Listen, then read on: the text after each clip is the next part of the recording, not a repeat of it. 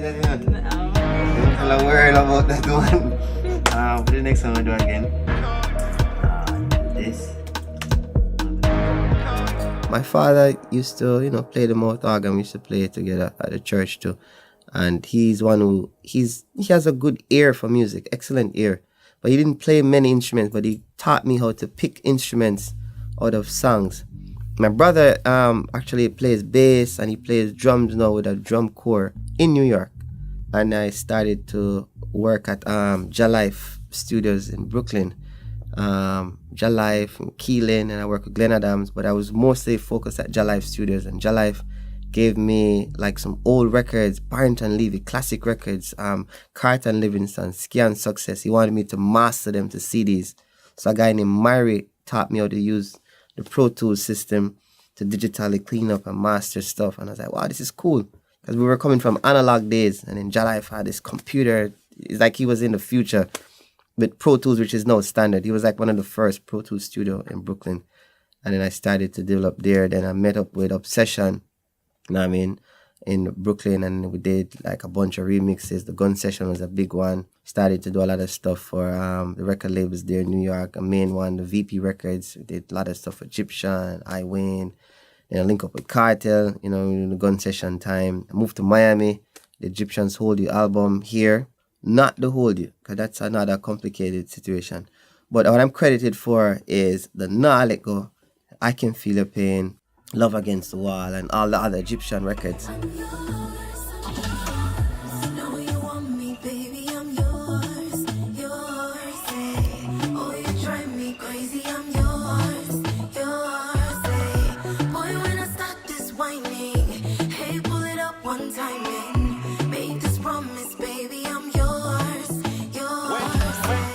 So there is a time in music, all the time, when I call it a first world country. Whenever a first world country embraces a smaller genre. So now, in the 60s, a lot of people may not know that in the 60s, reggae music got its international platform in the UK. So Bob Marley, Chris Blackwell, discovered Bob Marley from getting his album that Lee Scratchperry did in the UK. Jimmy Cliff and Desmond Dekker, they all had careers in the UK. So to me, when a first world country takes on your genre, it goes. So then it switched in the 60s, and then it switched to America. When it switched to America now, it switched to New York.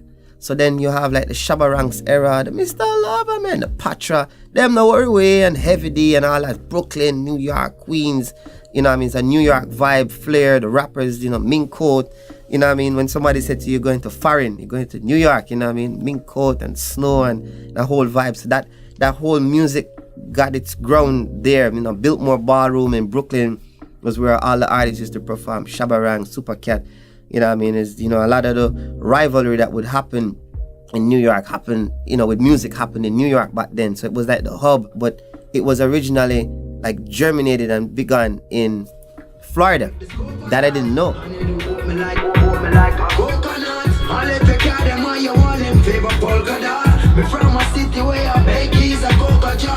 Politicians every day them in voters shop, and them not care about the issues where the voters got. A ship from billions in a quarter now. From a place where love is sweet and give you. So when I came here to Florida now, what I found out is Florida is the place where, just like Atlanta, Florida is the place where a lot of artists, especially young rappers, could have the opportunity to blossom. So his private studios is where a lot of the rappers and stuff, they like to work there because no one knows about it, and sometimes it's decent rates and stuff. So then the partner I have there at Art House, he said to me that this young guy is coming by and he wants to just get a record voiced, and he would like to get it maybe mixed right away. So this was XXXTENTACION. You know what I mean? So he came by the studio. I was tired, because I do late night sessions and I sleep in the days. So he came by like 8 o'clock in the morning. I was like, oh man. So when he came by, I said, I'm gonna do the session. It was a Joycelyn Flores that he had. He voiced it there, and we voiced the record.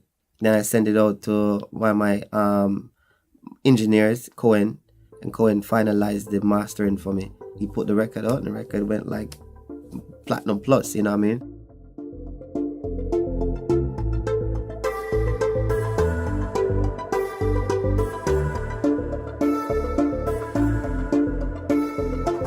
For a young person, I tell them, find a lane that you're really, really good at that no one else can do, or a small amount of people are doing this, you know what I mean? And if you were expert at that lane, probability might become very, very great at that, you know what I mean?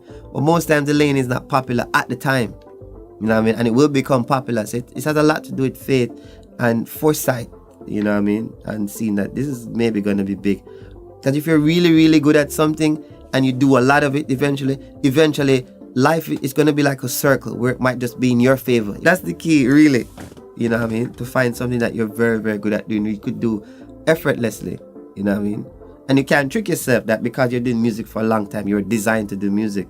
Because a lot of people think that that's what they should do, and sometimes that's not what you should do.